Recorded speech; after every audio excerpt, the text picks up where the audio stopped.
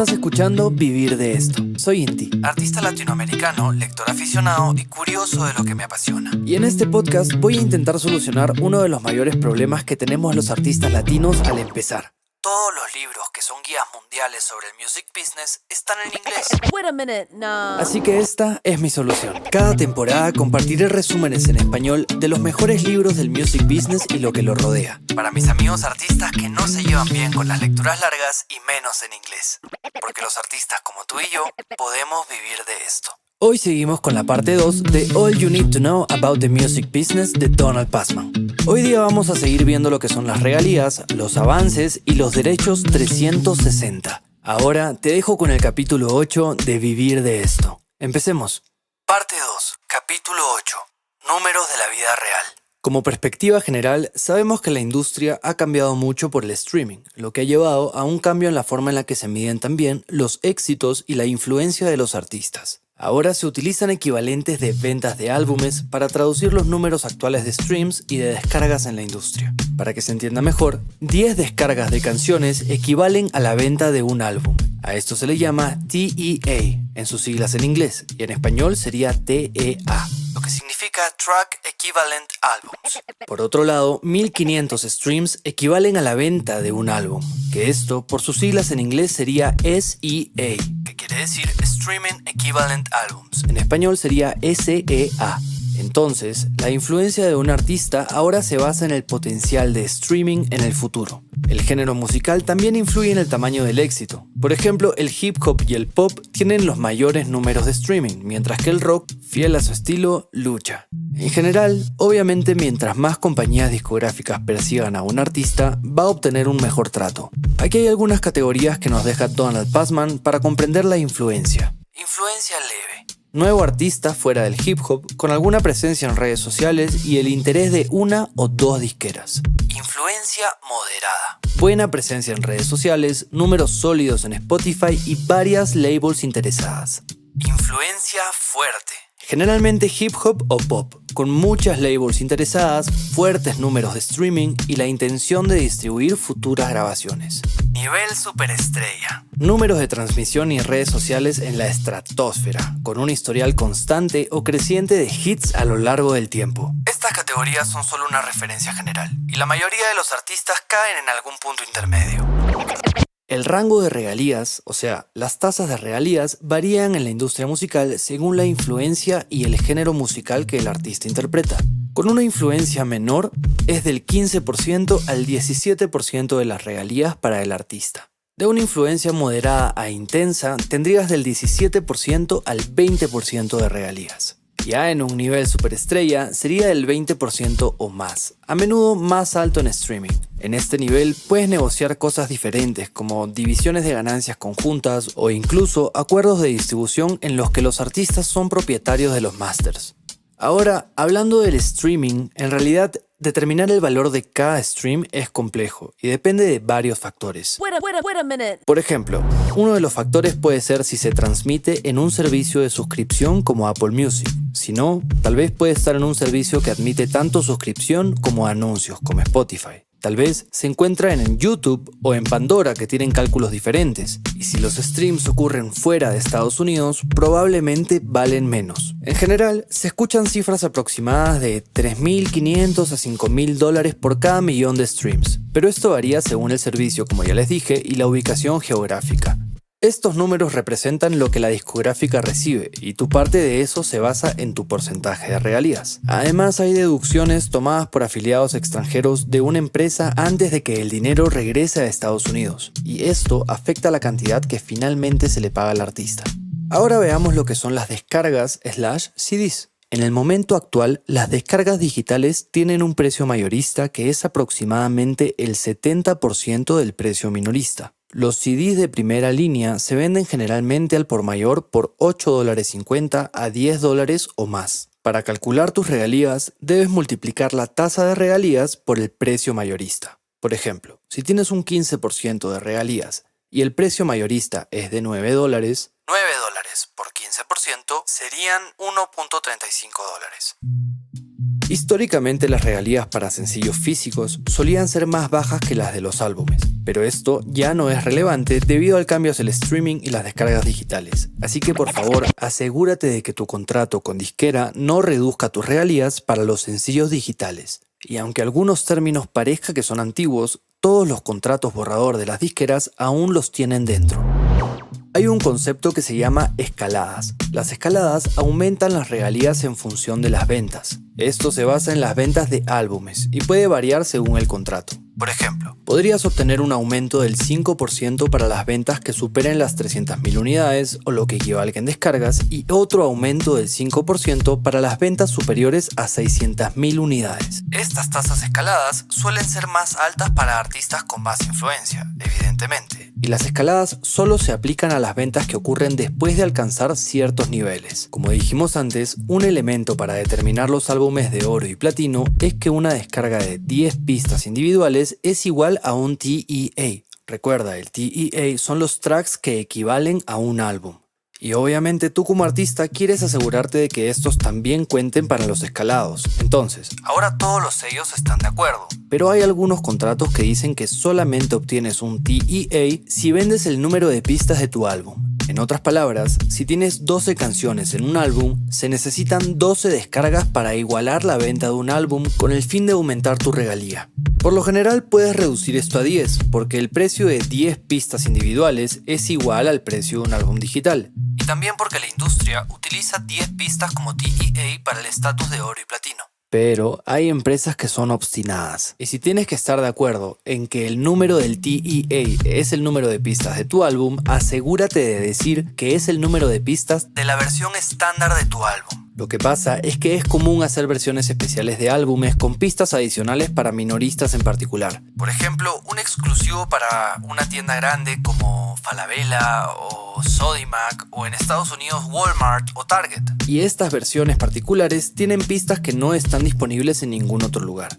Estas versiones especiales no deberían ser el estándar para tu TEA. Acuérdate. Antes te mencioné también los SEA, que son los streams equivalentes a un álbum. También deben contar para las escaladas, y es 1, basado en una serie de transmisiones. Por ejemplo, 1500 streams equivalen a una venta de álbum como discutimos para el estado de oro y platino. O 2, con algunas compañías, un álbum SEA se mide por el número de dólares que equivalen al PPD de un álbum. Wait a minute. Tranqui. El PPD es el Published Price to Dealers, o sea, el precio que se vende a los minoristas. Si el precio al que se vende es $7, quiere decir que $7 de regalías de streaming es el equivalente a la venta de un álbum. En esta parte, Donald Passman habla sobre varios aspectos relacionados a los avances y a las fórmulas en los acuerdos discográficos. Así que veamos. El modelo de fondos. En la actualidad, la mayoría de los acuerdos discográficos se estructuran como fondos, excepto para artistas de hip hop y pop. Estos fondos incluyen costos de grabación y el anticipo del artista. Los avances puros más costos de grabación son comunes en el hip hop debido a los altos costos de producción. Para artistas de hip hop y pop es común recibir avances puros más un presupuesto de grabación aparte mutuamente acordado para el primer álbum. Si vas con alguien de mucha influencia, estos acuerdos pueden ser entre $50.000 y $200.000, pero pueden ser más altos si el artista está siendo muy popular. Y después del primer álbum, los acuerdos suelen cambiar a fondos. Recuerda que fondos quiere decir cuando los avances están juntos con los presupuestos para la grabación. A veces hay problemas de presupuesto. Las discográficas deben aprobar el presupuesto de costos de grabación para evitar que los artistas gasten todo el fondo y se queden sin dinero para su salario. Esto es especialmente importante cuando se involucran productores muy caros.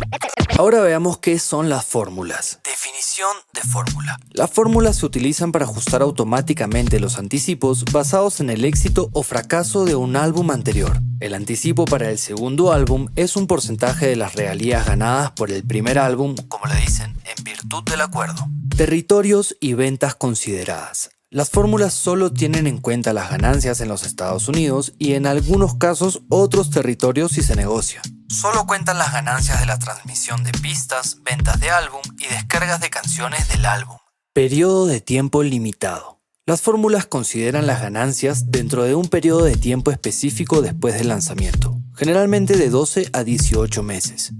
Pisos y techos. Los acuerdos de fórmula pueden incluir pisos y techos para garantizar que los anticipos no sean demasiado bajos o altos. Los pisos garantizan un mínimo, mientras que los techos evitan que los anticipos sean demasiado excesivos. Deducción de anticipos. Si tienes saldo no recuperado de anticipos anteriores, algunas compañías pueden deducir ese saldo de un nuevo anticipo, basándose en una fórmula. En algunos casos se incluye algo que se llama subsuelo, que garantiza que el artista reciba al menos una cantidad mínima, incluso si le debe dinero a la discográfica. Cambios en las fórmulas. Históricamente, los pisos y techos de las fórmulas aumentaban con álbumes posteriores. Sin embargo, ahora las discográficas tienden a mantener los pisos estables y solo a aumentar los techos. En general, estas prácticas son comunes en la industria discográfica y pueden variar según el acuerdo y la negociación de cada artista. Ahora entraremos a una zona que no te va a gustar. Los derechos 360. Los derechos 360 son acuerdos en los que las compañías discográficas buscan participar en las ganancias de un artista, no solo de sus ventas de música, sino que también de diversas fuentes de ingresos, como giras, composición de canciones, comercialización, actuaciones cinematográficas, modelaje y más. Lo que se dice es que el nombre proviene de los 360 grados de un círculo, porque las compañías ahora quieren todo el pastel de los ingresos del artista. O tal vez se llame así porque quieren acorralarte. Estos acuerdos surgieron en respuesta a las dificultades financieras que enfrentaba la industria discográfica cuando cambiaba de CD a streaming. Las compañías argumentaban que como contribuyen a convertir a los artistas en nombres famosos, deberían compartir en todas las áreas de los ingresos en las que ellos ayudaron a construirle un nombre. Las disqueras generalmente quieren entre el 10 y el 25% de los ingresos netos del artista de fuentes no relacionadas con la música. El rango suele situarse entre el 10 y el 20%, pero varía según la empresa y el poder de negociación del artista. La definición de ingreso neto es una fuente de debate en estos acuerdos. Por lo general se establece como ingresos brutos menos gastos habituales de terceros y gastos ajenos. Las empresas limitan las comisiones totales que los artistas pueden pagar a sus representantes, o sea, manager, agente, abogado, business manager, y el límite suele ser alrededor del 30 al 35% de las ganancias brutas. Igual que vimos en los acuerdos de management, si tienes una carrera no musical antes de firmar un contrato, puedes excluir esos ingresos de los acuerdos 360. Ahora hablemos de la participación en las giras. Las disqueras se preocupan por su participación en las ganancias de las giras debido a dos razones principales. Primero, los artistas, especialmente los nuevos, a menudo no ganan mucho dinero en las giras y pueden incluso perderlo. Esto preocupa a las disqueras ya que su participación podría no significar mucho. Y en segundo lugar está el tema de la contabilidad dudosa. Cuando los artistas comienzan a ganar dinero en giras, las compañías tienen miedo de que los artistas realicen ciertas deducciones cuestionables en los ingresos para reducir lo que tienen que pagar a la compañía. Para abordar estas preocupaciones, la mayoría de las empresas insisten en un porcentaje de los ingresos brutos de las giras antes de deducir gastos. Este porcentaje generalmente es del 5 al 10%, o menos si el artista tiene influencia, como siempre. Y a veces existe un mínimo como el 7.5% del bruto. Aún si tu gira es rentable, pagar a la compañía en bruto podría resultar en que ganen más que tú en las giras. Y si no eres rentable, esto puede ser un desafío financiero. Generalmente, las compañías trabajarán contigo si no puedes pagar, pero es importante negociar protecciones adecuadas por adelantado. También podrías acordar pagar a la compañía por los ingresos brutos ajustados de la gira, lo que significa que puedes deducir ciertos gastos pero otros no. Y como siempre, los detalles de estas deducciones varían según el poder de negociación del artista. Para terminar esta tenebrosa parte de los derechos 360, hablemos de los intereses activos y los intereses pasivos. Las compañías discográficas a menudo pueden tomar dos tipos de intereses en los derechos involucrados. El primero es el interés pasivo, que la compañía no tiene control sobre los derechos y simplemente recibe una parte de los ingresos de un acuerdo externo. El interés activo es que la compañía adquiere algunos de los derechos involucrados y puede tener un control más directo sobre ellos. Algunos ejemplos de interés activo incluyen que la compañía discográfica sea propietaria de una compañía editorial o de comercialización, o que controle el club de fans o la venta de entradas VIP.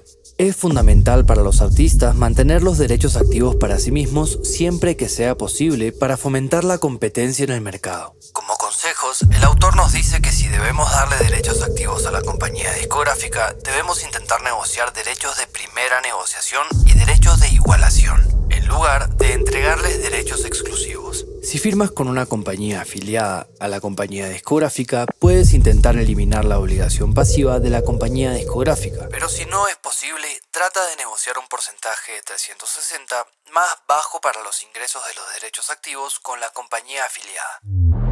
En resumen, los derechos 360 pueden afectar significativamente los ingresos de un artista, especialmente en las giras y en los casos de intereses pasivos y activos. Recuerda que es crucial que los artistas comprendamos las implicaciones de estos acuerdos, para así negociar de manera efectiva protegiendo nuestros intereses financieros y creativos. Acabas de escuchar Vivir de Esto. Te agradezco de corazón haber llegado hasta aquí. Si te gustó el capítulo, suscríbete para que no te pierdas ningún otro. Si calificas el podcast en Spotify o le das like en YouTube, me estarás ayudando muchísimo. Si algo no te quedó claro o tienes alguna duda en particular, puedes escribirme en las redes sociales como @vivirdeestopodcast y en mi personal como @solointi. Estaré feliz de responder tu mensaje. En el siguiente capítulo seguimos con la parte 2 de este libro, porque los artistas como tú y yo podemos vivir de esto. Cada uno debe aplicar su propio criterio a lo que se dice en este podcast.